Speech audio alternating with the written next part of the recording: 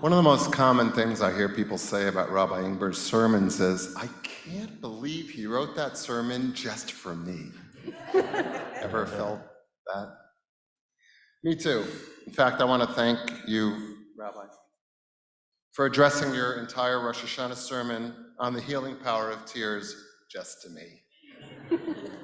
The plaintive cries of the shofar, the rabbi said, are a reminder of all that was dreamt and of all the hopes broken and shattered, speaking directly to me to explain why I spend so much time on these holidays in synagogue in tears.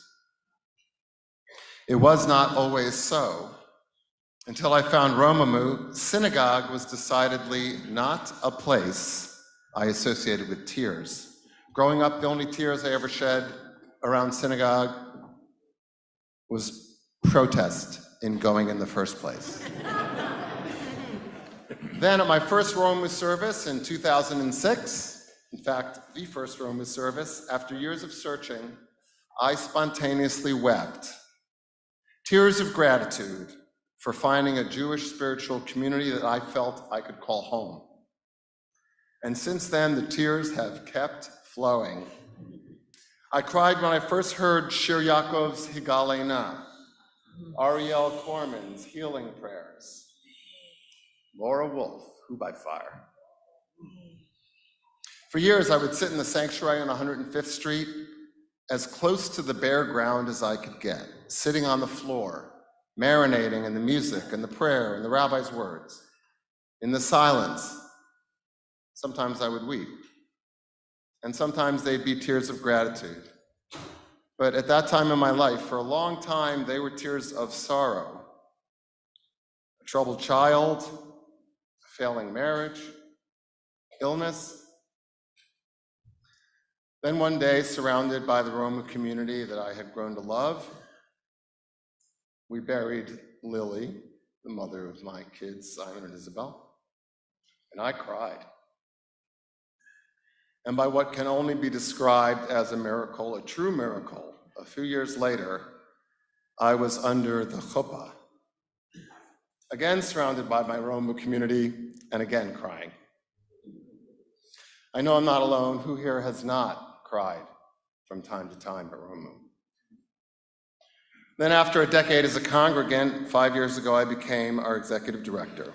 And now, I just don't cry nearly as much. I cry more. I still cry at the usual bar mitzvahs and baby when they put the baby on the Torah scroll.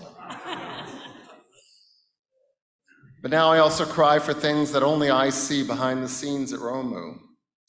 Like when I say, muchas gracias, amigos, to Erica and Leo and Freddie for setting up or cleaning up after our services and our meals, knowing the unimaginable hardship they went through to seek asylum here in America, and the fact that their employment at Romemu is made possible by a gift from one unbelievably generous family here, and literally is keeping them and their families alive.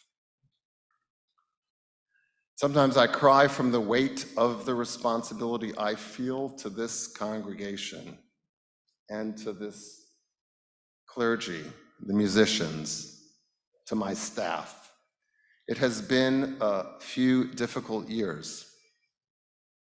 If you've been a member and following the struggles emerging from the pandemic has been tough, like for many shuls, and some of you have responded to our cries for help.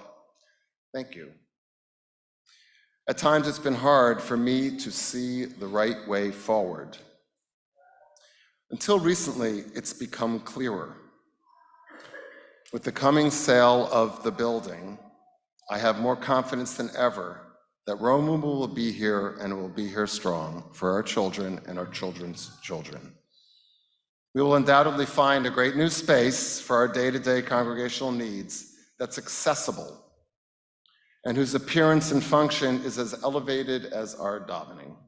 Best of all, we'll be able to direct more of our precious resources to our music, our clergy, our classes, family, our community, and not to the mortgage. That means a lot less tears for me.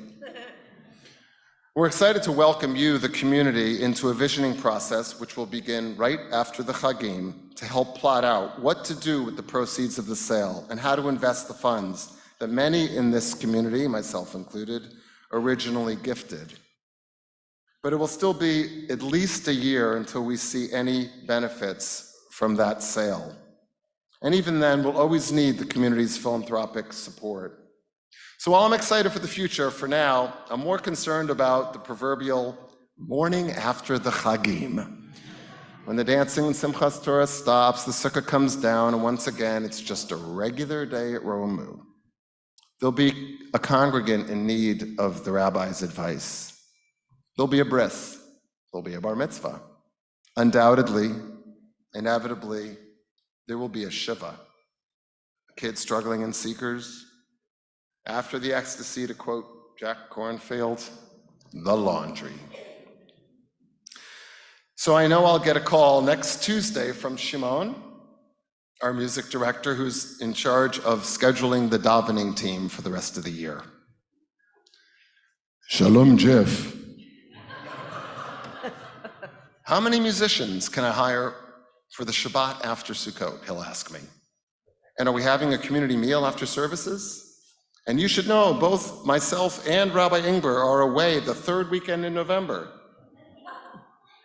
Can we bring in Noah Solomon? Epicurus? Chazan Basya?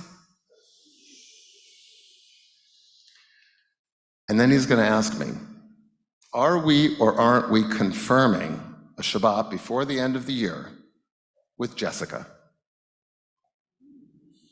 Jessica? We're talking with our beloved Rabbi Jessica Kate Meyer about the possibility of coming back to Romemu for a Shabbat in residence sometime this fall.